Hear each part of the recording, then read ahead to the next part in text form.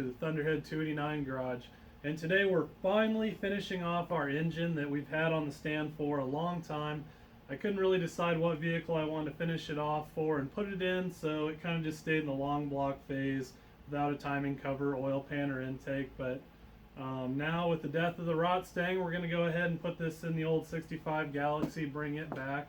It's a project I did back in high school with my dad, and really I've let it sit around too long. But anyway, the point of our video here today is that we're going to go through how to install the front main seal on your Ford timing cover. It's just one of those things where you don't want to go whacking on this thing. I've seen people break this bottom piece off of this timing cover, and again, I'll try and drop a link for these because these are really what you want to have to do this. You know, your margin of error gets a lot larger and it's a lot less likely to make a mistake. So with that, let's get our timing cover and get our seal in place and our driver, and we'll get ready to pound this guy in there.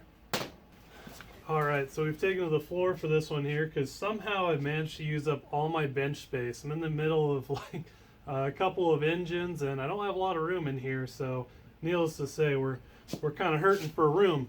But anyway, the biggest thing when you do this is you want to have the timing cover supported.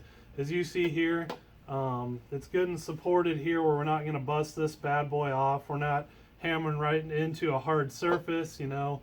Wood works pretty good.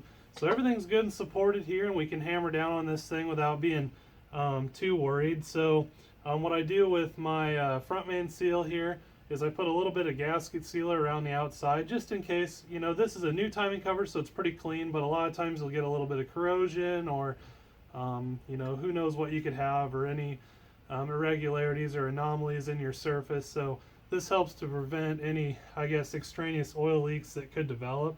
So anyway, there's nothing really to it here. We're just going to set this bad boy on as straight as we can, take our driver out, and your driver, whatever you want to use. I just used some stuff I had laying around, but the biggest thing is you just want to contact the outside surface. You don't want to be hammering on that front seal. You know, if you bend that in, it's just junk. And with how much you have to go through with these Ford timing covers especially, you really don't want to make a mistake in this process because it's a son of a gun to get this all torn off and get it repaired. And it's just worth doing right the first time. And if you have to wait a few days to get a driver that fits, you know, it's worth the wait.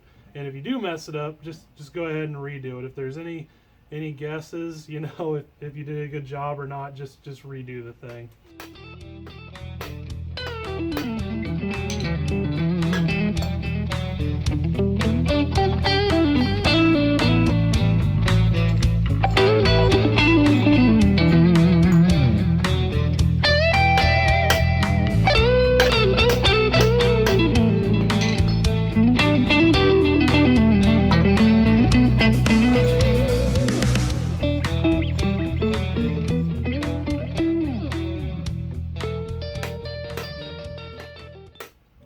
And there she is, good and seated all the way around.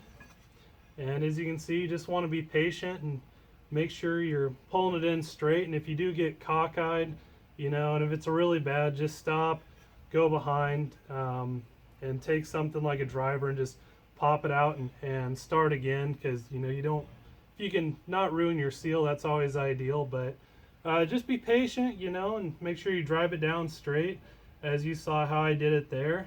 But this should be good. You can see from, you know, just the process of getting this guy in here. If you don't have a way to draw it in, if you have to hammer it in, this one with the outer flange, it really is a nice piece. So I'll see if I can find the link to those, since they're becoming more and more scarce. But anyway, that's how you do the front main seal on a Ford timing cover.